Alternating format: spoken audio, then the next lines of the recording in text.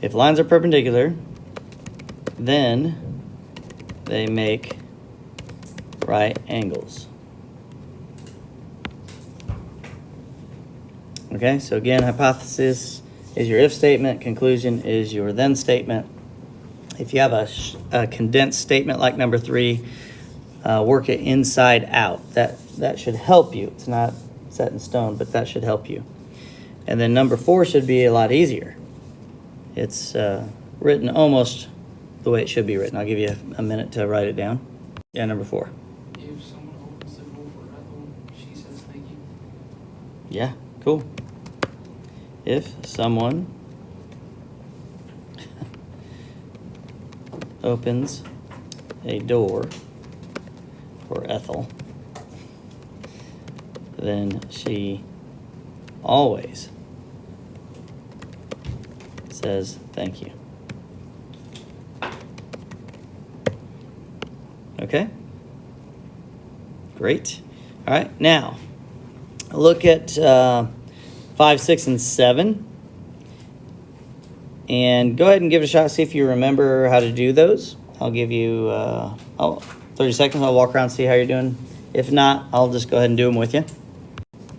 All right, so remember the hint is this, that your conditional statement and your converse statement are just switched from each other. Hypothesis and conclusion are switched.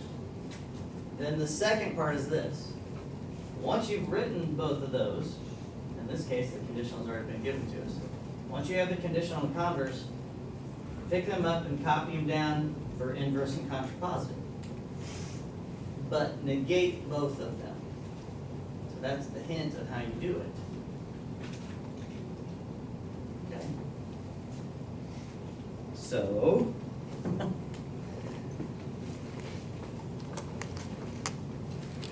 your converse, just take the if-then statement and rewrite it backwards. If Fred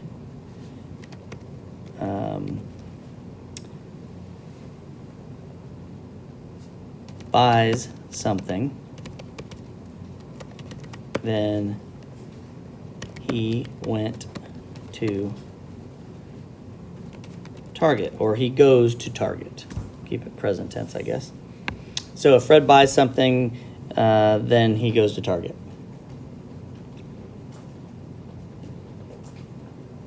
Now, what we do with your inverse and contrapositive is we write the exact same things over again, except negate them. So the inverse goes with the conditional statement.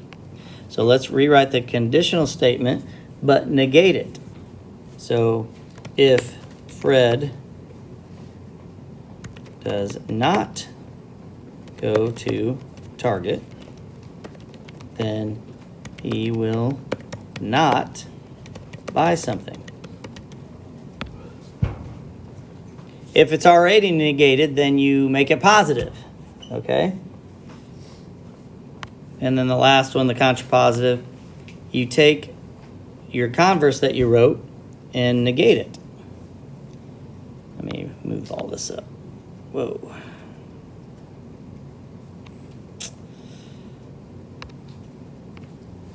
So that would be if Fred does not buy something, then he doesn't or does not go to Target. Fred does not buy something, then he does not go to Target. So the first two are just like the second two. You just negate the second two. All right. Moving on.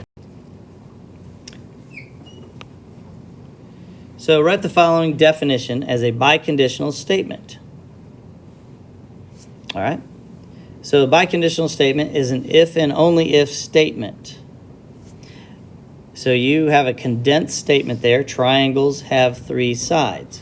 So think about that and how you can say you have an if and only if piece to it. Let me write down what you just said there. This would be a conditional statement.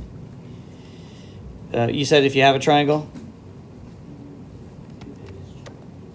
if a figure is a triangle, then it has 3 sides. Okay, so this would have to be counted wrong for a biconditional. That's a great conditional statement. Biconditional, if you can figure out a if-then statement, just take the if and then part off and put the if and only if in between. So here's what this would look like. So a figure is a triangle if and only if. You can abbreviate that. If and only if it has 3 sides. So it might help you to actually write a conditional statement first and then write your biconditional and cross out your conditional statement. Kaylee, what'd you have? Was that it? No, I just changed it. Make sure you have the if and only if statement in there. Do not have the if and then parts there. Otherwise, I got to count it wrong. Okay? All right. Now, give a counterexample to each of the false statements. All right, I'll give you 30 seconds for 9 and 10. Okay, number 9, the sum of 2 numbers. So we're going to add 2 numbers together. And it says it's always positive. All you have to do for a counterexample is give me 2 numbers that add up to something that's not positive. 5 plus 2.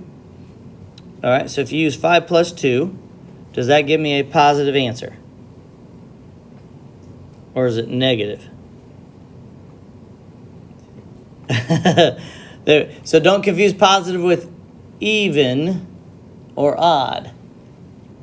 And we always use odd and evens a lot too. So now we're talking about positives or negatives. Yeah, Kaylee. Negative 4 plus 3. Negative 4 plus 3 gives me negative 1. That is not positive, and those 2 numbers are real numbers. So yes, that would be a counterexample, proving that the sum of 2 numbers is not always positive. All right, number 10, the product. So now we're going to multiply 2 numbers. And then when we multiply those, it says it's always going to be negative.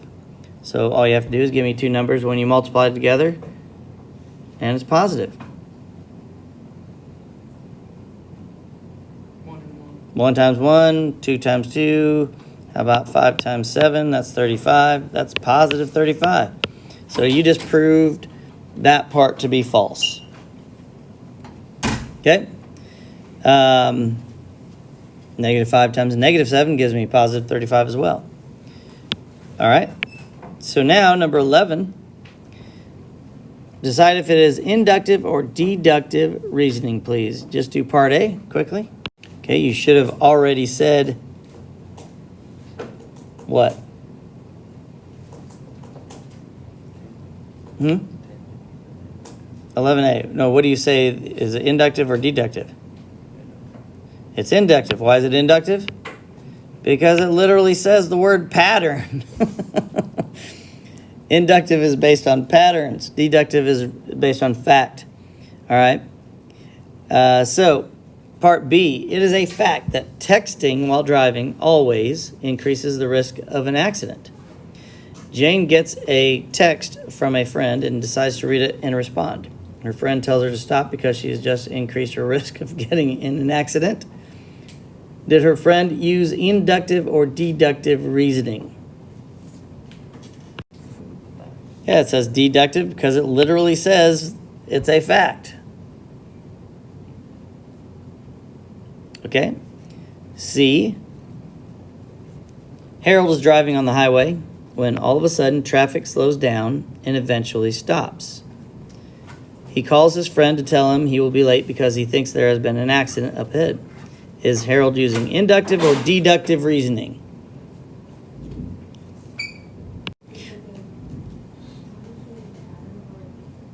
Does he know if there's been an accident or not?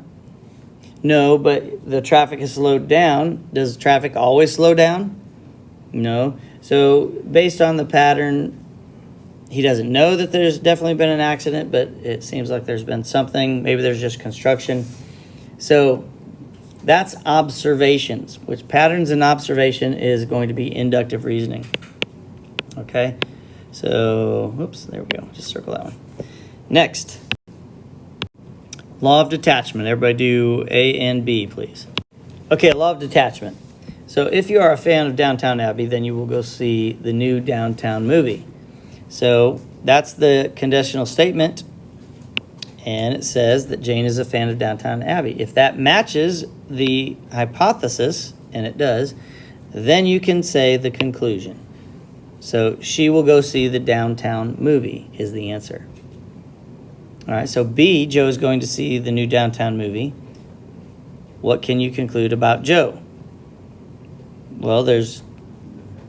Huh? He's a fan of Downtown Abbey. Well, you don't know that. That's just it. It seems like he might be a fan of Downtown Abbey, but maybe he's just going to see Jane. I don't know.